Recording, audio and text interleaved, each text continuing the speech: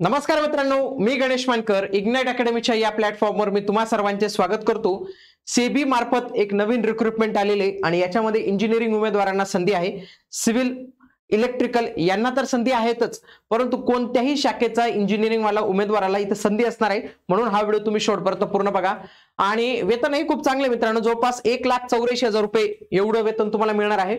आणि याची संपूर्ण डिटेल जाहिरात आलेली आहे। याच्या आधीची एक शॉर्ट नोटीस आपण कव्हर केलेली होती। आज आपण याची पात्रता, अभ्यासक्रम, रिक्त जागा, सिलेक्शन प्रोसेस सगळ्या काही गोष्टी कव्हर करणार आहोत, म्हणून तुम्ही हा व्हिडिओ शेवटपर्यंत पूर्ण बघा।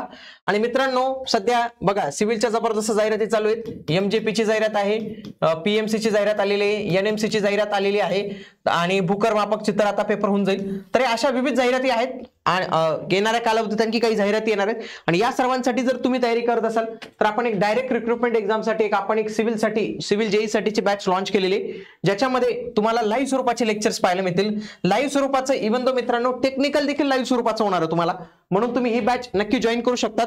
जॉईन करण्यासाठी इग्नाइट अकॅडमी नावाचं प्ले स्टोअरला ऍप्लिकेशन आहे, ते डाउनलोड करावं। तिथून तुम्ही सिव्हिल इंजिनिअरिंग सिलेक्ट करून ही बॅच जॉईन करू शकतात। आणि काही प्रॉब्लेम वाटल्यास हा नंबर आहे, याला कॉल करून तुम्ही अधिक माहिती घेऊ शकतात। बघा, सेबी मार्फत म्हणजे securities and exchange board of India, जे शेअर मार्केट तुम्ही घेतात तर ते शेअर मार्केट संपूर्णपणे रेग्युलेट करण्याचं काम जे आहे तर ते यांच्या मार्फत जे आहे तर ते करण्यात येतं। तर यांनी एक नवीन ऍडव्हर्टाइजमेंट काढलेली मित्रांनो, तर त्या ऍडव्हर्टाइजमेंटचं नाव आहे officer grade A assistant manager. Officer grade A assistant manager या पदासाठी जाहिरात जी आहे तर त्यांनी काढलेली आहे। फॉर्म 30 ऑक्टोबर पासून तर 28 नोव्हेंबर 2025 पर्यंत जे आहेत तर ते भरले जातील मित्रांनो। याची पहिली परीक्षा 10 जानेवारीला होणार आहे आणि दुसरी परीक्षा 21 फेब्रुवारीला जे आहे तर ते होणार आहे। तर ते आपल्याला हे दिसतं। याच्यामध्ये जनरलची जी पोस्ट आहे बघा, जनरलच्या जवळपास 56 जागा आहेत मित्रांनो। याच्यामध्ये बघा ज्यांची डिग्री झाली असेल बघा, बॅचलर डिग्री इन इंजिनिअरिंग काय म्हटलेले आहे, बॅचलर डिग्री इन इंजिनिअरिंग इथं स्पष्ट म्हटलेलं आहे, म्हणून ज्यांची इंजिनिअरिंग झालं असेल तर ते या जनरल या पोस्टसाठी अप्लाय करू शकतात। त्याच्यानंतर आयटी इन्फॉर्मेशन टेक्नॉलॉजी आयटी साठी 22 जागा आलेल्या आहेत। इथे काय म्हटलंय, bachelor degree in engineering in any branch, कुठल्याही ब्रांचचा उमेदवार इथं अप्लाय करू शकतो, हे लक्षात घ्या।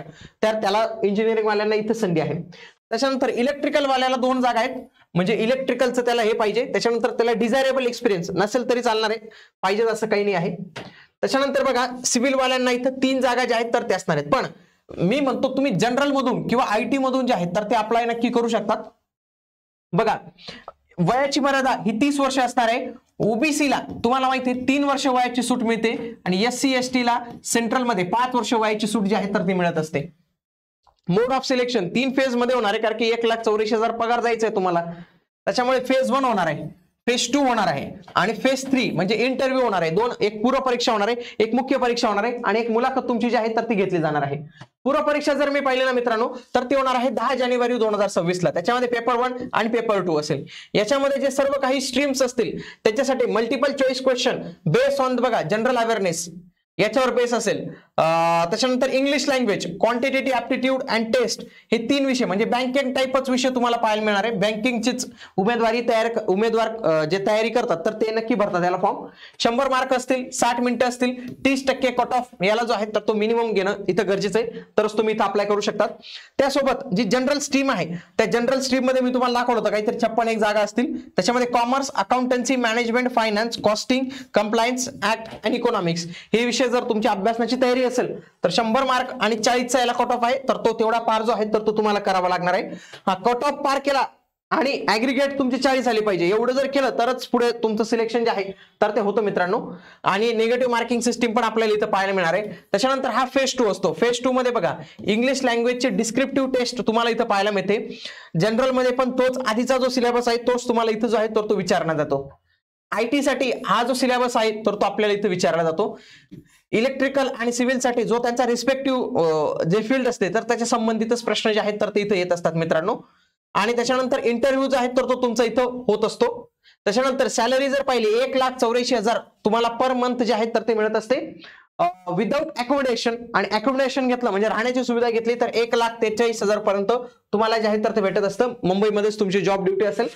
महाराष्ट्रात याची परीक्षा केंद्र कुठे कुठे होती बघा, छत्रपती संभाजीनगर आहे, अमरावती, कोल्हापूर, नांदेड, मुंबई, नवी मुंबई, ठाणे, MMR, नागपूर, नाशिक, पुणे, जळगाव, अकोला, सांगली, सातारा इथे तुमची फेज 1 फेज 2 जे आहे तर ते होणार आहे।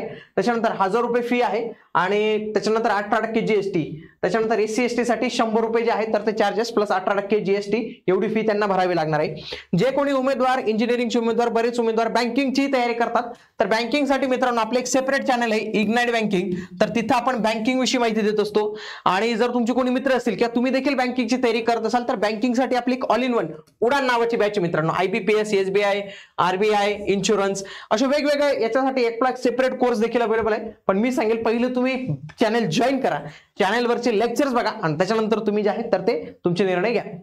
भेटूया आता आपण पुढील व्हिडिओमध्ये, तोपर्यंत जय हिंद, जय महाराष्ट्र, धन्यवाद।